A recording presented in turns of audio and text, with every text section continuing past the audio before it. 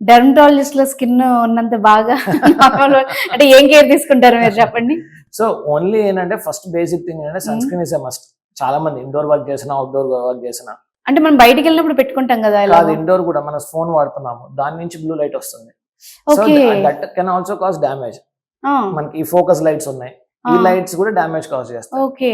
So any radiation మీ skin పైన అయితే impact ఉంటుంది. ఫస్ట్ మీరు Okay. ఇండోర్ ఉన్నా అవుట్డోర్ ఉన్నా దట్స్ దానితో ఇదేం లేదు. చాలా మందికి ఏంటంటే మిస్కాన్సెప్షన్ ఏంటంటే సన్ స్క్రీన్ అంటే సన్ లోనే వాడుకోవాలనేది ఉంటుంది. అవును. కానీ గ్యాడ్జెట్స్ వల్ల బ్లూ లైట్ వల్ల కూడా చాలా మందికి ఇంపాక్ట్ వస్తుంది.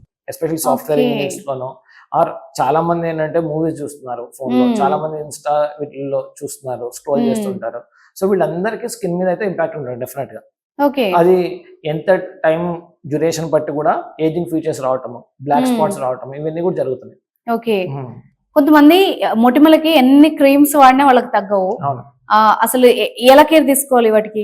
సో మొటిమల్ అనేది కూడా టైప్స్ ఉన్నాయి. మనం బేసికల్ గా 4 కేటగిరీస్ లో టైప్ డిఫైన్ చేస్తాం మొటిమల్ని.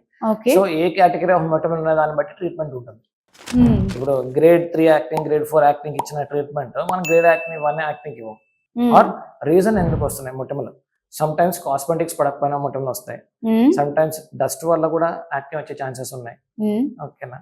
అండ్ సమ్ హార్మోన్ ఇష్యూ వల్ల యాక్టివ్ వచ్చే ఛాన్సెస్ ఉన్నాయి. ఓకే. సో ఫస్ట్ ఏంటంటే రీజన్ బిహైండ్ ఐడెంటిఫై చేసుకొని దాన్ని బట్టి ఏమైనా ట్రీట్మెంట్ ఉంటుంది.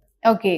అండ్ మనకుండే డాండ్రఫ్ వల్ల కూడా మనకి మొటిమలు వస్తాయి సార్? డాండ్రఫ్ వల్ల ఉండే దాని మీద ఎస్పెషల్లీ ఫోర్ హెడ్ లోను బ్యాక్ పైన కూడా పింపుల్స్ ఎక్కువ వచ్చే అవకాశం ఉంటుంది. ఓకే.